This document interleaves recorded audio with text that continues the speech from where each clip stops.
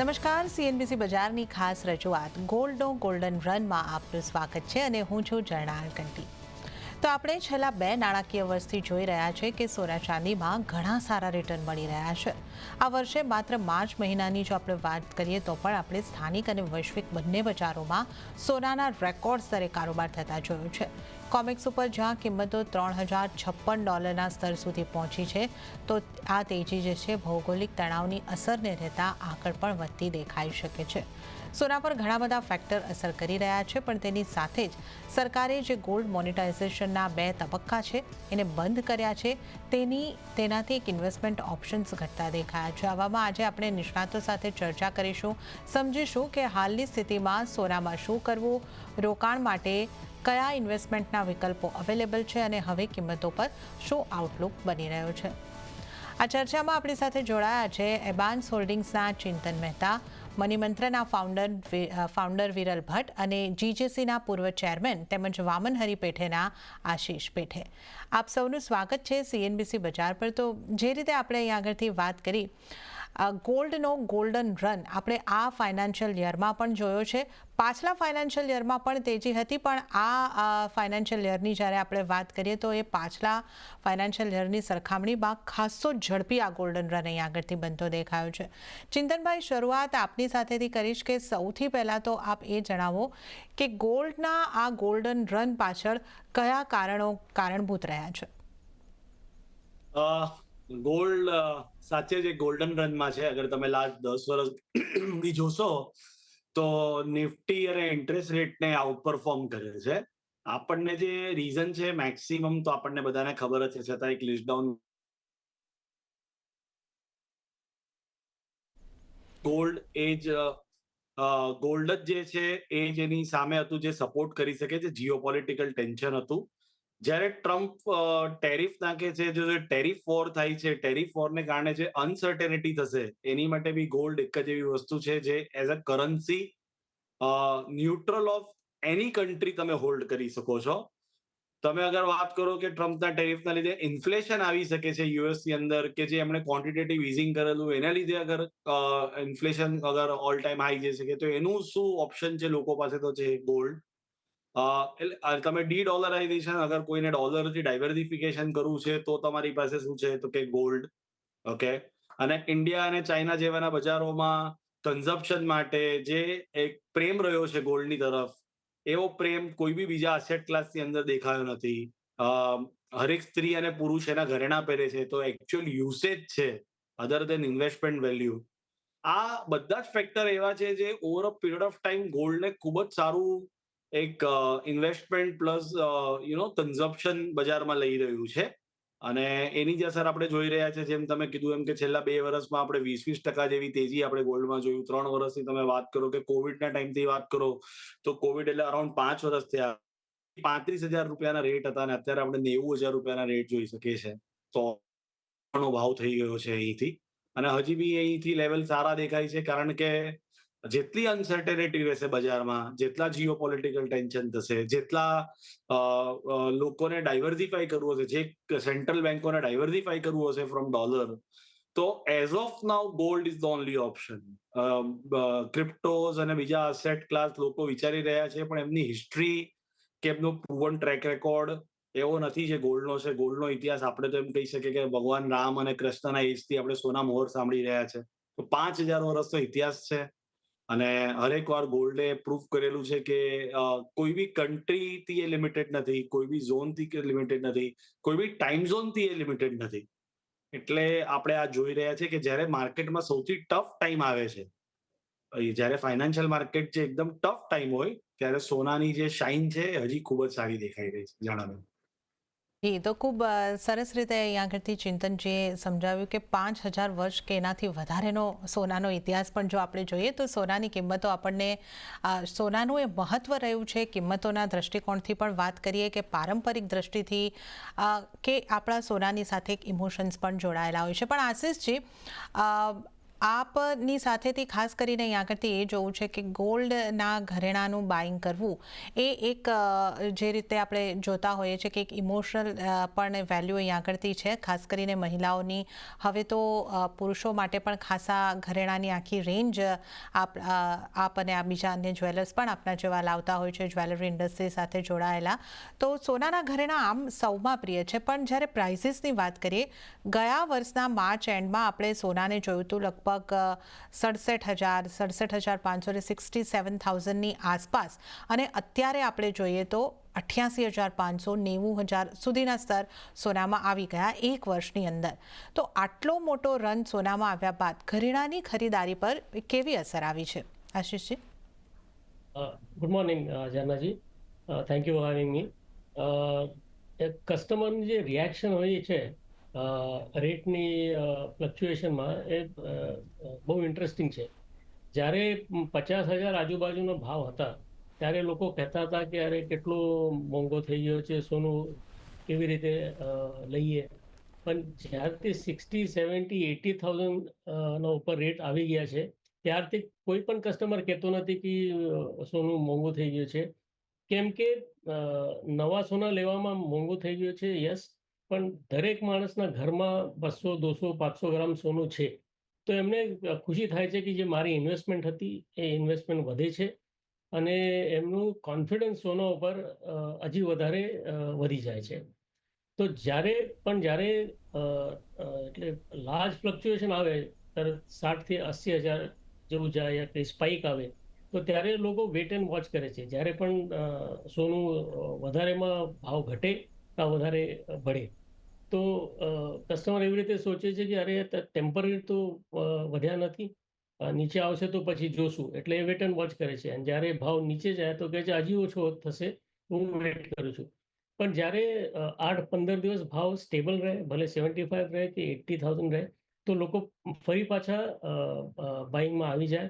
કેમ કે હિન્દુ સંસ્કૃતિ અને આપણે હિન્દુસ્તાનમાં સોનાનું મહત્વ અનન્ય સાધારણ છે. એટલે દરેક આદમી પોતપોતાના કેપેસિટીના હિસાબે લઈએ છે. તો મને એ અત્યારે 15 દિવસથી થોડુંક ગ્રાહક સ્લો છે, કેમ કે ભાવ અચાનક વધી ગયો છે. પણ હવે સિઝન શરૂ થાય છે, ગુડી પાડવા છે, પછી અક્ષય તૃતીયા અને લગ્નનો સિઝન છે.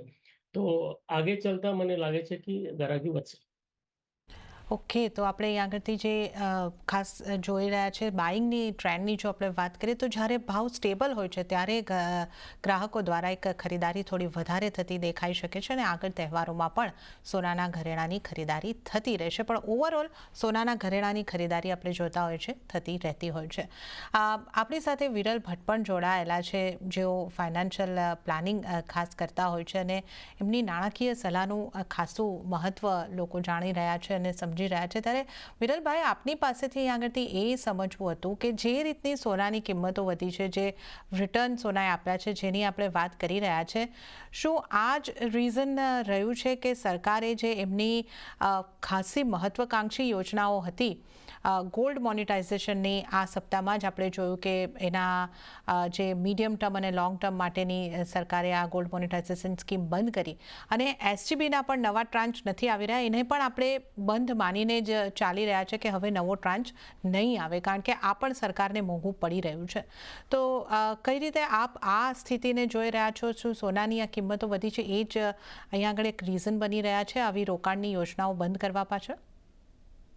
પહેલા તો તમારો આભાર ઝરણાબેન, શોમાં બોલાવવા માટે, અને બીજા બધા ગેસ્ટને પણ આજે આ શો પર આપણે ચર્ચા કરી રહ્યા છે ગોલ્ડન રનની. તમે ગોલ્ડ મોનેટાઇઝેશનની વાત કરી ઝરણાબેન. મને લાગે છે તમે જે કીધું એ બરાબર છે, યોગ્ય છે, કે આપણે આ જે ગોલ્ડન રન દેખાયો છે, અને એ ગોલ્ડન રનમાં મને લાગે છે કે જે પહેલા એસજીબી, જે સોવરેન ગોલ્ડ બોન્ડ ફંડ્સ હતા, જે બોન્ડ્સ લાવ્યા હતા ગવર્મેન્ટ ઇન્વેસ્ટર્સો માટે, એને ઘણા અંશોથી આમ જોવા જઈએ તો સબસ્ક્રિપ્શન તો બંધ જ કરી દીધું છે, અને આગળ આવશે કે નહીં એની કોઈ ક્લેરિટી નથી. પણ દેખાય તો એવું જ રહ્યું છે કે જે આ ગોલ્ડનો રન જે થયો, હવે ક્યાંક ને ક્યાંક ગવર્મેન્ટને આ ભારી પણ પડી રહ્યું છે, કારણ કે રિટર્ન્સ આટલા જે આવ્યા. કારણ કે જ્યારે હંમેશા અમે એઝ અ વિત્તીય સલાહકાર જ્યારે અમે ઇન્વેસ્ટર સાથે વાત કરતા હોઈએ છીએ, અને એમને જ્યારે નિવેશ કરવું હોય છે ગોલ્ડમાં, તો અમે એમ કહીએ છીએ કે આ એક હેજ અગેન્સ્ટ ઇન્ફ્લેશનનો એક પાર્ટ છે, રાઈટ? રિટર્ન્સના પોઈન્ટ ઓફ વ્યૂથી કદાચ બીજા જે એસેટ ક્લાસ છે એને આટલું બીટ નહીં કરે, પણ હાલના વર્ષોમાં તમે જોશો તો ગોલ્ડે ઘણી વખત એવા યર્સ આવ્યા છે કે બહુ જ સારું રીતે આઉટ પરફોર્મ કર્યું છે બીજા એસેટ ક્લાસથી. તો ક્યાંક ને ક્યાંક આ ભાર પડતો દેખાઈ રહ્યો છે. અને આમ જોવા જઈએ તો આ જે સ્કીમ જે તે હતી, જે ગોલ્ડ મોનેટાઇઝેશન સ્કીમ્સ જે હતી, જે 2015માં આવી હતી, અને એનું લાવવાનું કારણ પણ એક હતું કે ભાઈ તમે તમારા પડેલા જે સોનું છે તમારા ઘરમાં, રાઈટ, એને તમે બેંકને આપો અને બેંક તમને કંઈક વ્યાજ ચૂકવશે એના ઉપર. એટલે સેફટી અને સિક્યોરિટી તમે બેંકમાં એને રાખી શકો અને એની સામે તમને ક્યાંક ને ક્યાંક 2 થી 2.5% આસપાસનું વ્યાજ મળતું હતું. તો શોર્ટ ટર્મ પોઈન્ટ ઓફ વ્યૂથી અગર જોઈએ તો જે 1 થી 3 વર્ષ છે એમાં આ સ્કીમને બંધ નથી કરવામાં આવી. જે મીડિયમ ટર્મ અને લોંગ ટર્મ છે એ પોઈન્ટ ઓફ વ્યૂથી ગવર્મેન્ટે આ સ્કીમ્સને જે છે ને એ બંધ કરી નાખી છે. એટલે જેણે કરીને રાખ્યું છે એની કોઈ ચિંતા નથી. જે નવું જે છે એ 1 થી 3 વર્ષમાં બેંકો જે હિસાબથી ડિસિઝન લેશે એ પ્રમાણે તમે કરી શકશો. પણ લોંગર ટેન્યોર સુધી એને તમે બેંકમાં નહીં રાખી શકો અને એમાંથી તમને કાંઈ રિટર્ન્સ મળશે નહીં. હવે આનું થોડુંક આપણે જોઈએ કે રિસ્પોન્સ પણ કેવો મળ્યો છે એ પણ અહીંયા જાણવા જરૂરી છે કે રિસ્પોન્સના પોઈન્ટ ઓફ વ્યૂથી જે ઓફિશિયલ ડેટા છે એમાં 5,000 થી 5,700 સબસ્ક્રિપ્શન જ ડિપોઝિટર્સ જ મળ્યા છે અને almost 31,000 short term, medium term અને લોંગ ટર્મ ત્રણેય આપણે ગાળા પકડીએ તો 31,000 કિલો સોનું જેટલું ડિપોઝિટ થયું છે બેંકમાં. હવે આગળના જતા જેવી રીતે ગોલ્ડન રન ચાલી રહ્યો છે ગોલ્ડનો, એ પ્રમાણે મને લાગે છે કે પાછું ચૂકવવું અને એના ઉપરથી રિટર્ન્સ આપવું એ કદાચ ભારી પડશે. એટલા માટે જ આ ગોલ્ડ મોનેટાઇઝેશનની સ્કીમ જે છે એ આરબીઆઈએ નોટિફિકેશનથી કીધું છે કે ભાઈ બંધ કરીએ છીએ અમે. સોનાની આ મજબૂતીની આપણે વાત કરી. હવે આઉટલુકની જો આપણે અહીંયા આગળથી વાત કરી લઈએ, હવે આવનારા સમયની અંદર સોનાની ચાલ તમે કઈ રીતે જોઈ રહ્યા છો? લોંગર ટર્મમાં તો કદાચ પોઝિટિવ આઉટલુક હશે. આપનો વ્યૂ આના ઉપરથી લેવો છે, કારણ કે ઘણા બધા બ્રોકરેજ હાઉસીસ $3,500 સુધીના પણ ટાર્ગેટ આપી રહ્યા છે. તો એઝ અ એડવાન્સ આપ કેટલા ટાર્ગેટ બનતા જોઈ રહ્યા છો અને શું નિયર ટર્મમાં આ હાઈ લેવલ પરથી શું સોનામાં ડીપ આવી શકે? કઈ રીતે આપ જોઈ રહ્યા છો? ડેફિનેટલી હું તો લાસ્ટ 2 મહિનાથી કન્ટિન્યુઅસ કહી રહ્યો છું કે ગોલ્ડ અત્યારે ઉપર જઈ રહ્યું છે, કારણ કે અનસર્ટનિટી માર્કેટમાં ખૂબ જ છે. અને વિથ ટેરિફ વોર અને ટ્રેડ વોર અત્યારે ગોલ્ડ જ એક એવું છે જે હેજ થશે અને ઇન્ફ્લેશનનું બી હેજ છે. એટલે ગોલ્ડ અત્યારે પોઝિટિવ ટેરિટરીમાં છે. અને અગર તમે લાસ્ટ 10 વર્ષ બી જુઓ તો ઓવરઓલ એનું performance is better than Nifty અને ઇન્ટરેસ્ટ રેટ. પણ ઓલવેઝ મારું બિલીફ એમ છે, we at a bench belief, કે હરેક અસેટ ક્લાસનો એક રન આવતો હોય છે. આ 10 વર્ષ પછી સિમિલર પરફોર્મન્સ ગોલ્ડને નેક્સ્ટ 10 વર્ષ આપવું બહુ જ ડિફિકલ્ટ છે. એને બેઝ ઇફેક્ટ બી તમે સમજી શકો. પહેલા બેઝ જે હતો ગોલ્ડનો એ ખૂબ જ નાનો હતો, તો એ બેઝ ઇફેક્ટથી મારે મલ્ટિપલ જ્યારે રિટર્ન આપવું હોય એ બહુ ઇઝી હોય.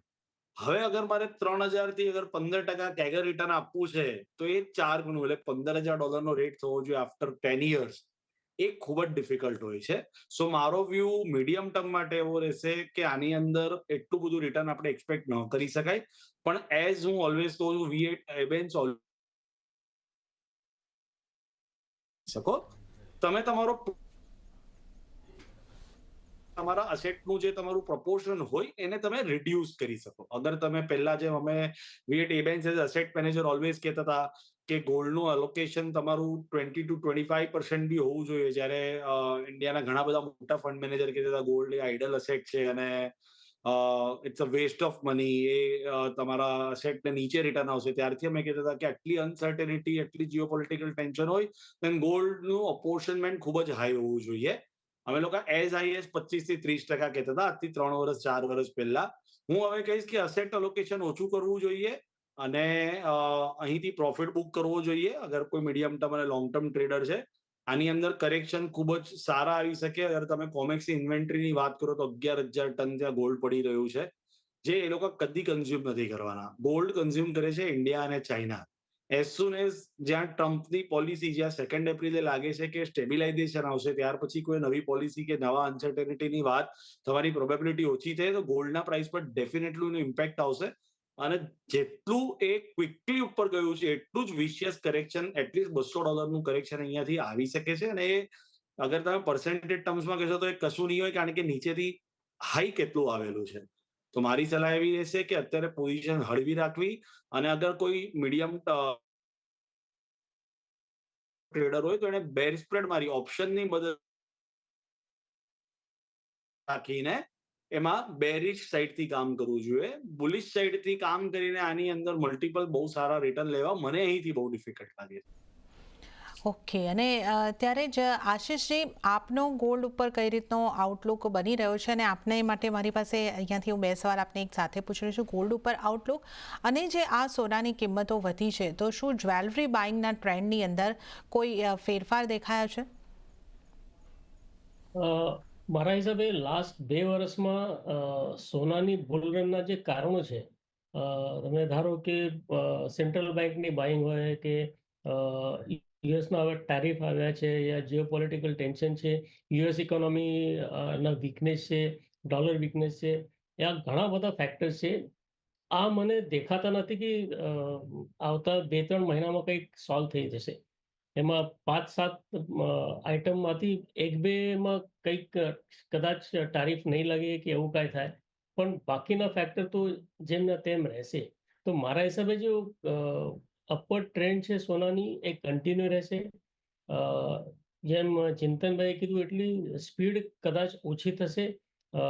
દરેક વર્ષમાં 7-8% જ રિટર્ન આપશે, પણ સોનાના ભાવ વધતા રહેશે, એવું મારું માનવું છે. તમારો બીજો પ્રશ્ન હતો કે ટ્રેન્ડમાં શું નવું છે. જ્યારે ભાવ વધે છે ત્યારે લોકો એમના બજેટ તો સેમ રહે છે, કોઈ 1 લાખ ખર્ચવાના છે યા 1.5 લાખ ખર્ચવાના છે, તો એટલો જ રૂપિયા ખર્ચશે, તો એનું વજન ધીરે ધીરે ઓછું થાય છે. તો લાઇટ વેટ જ્વેલરીમાં ટ્રેન્ડ વધી રહ્યા છે, લોકો લાઇટ વેટ જ્વેલરી વધારે લે છે.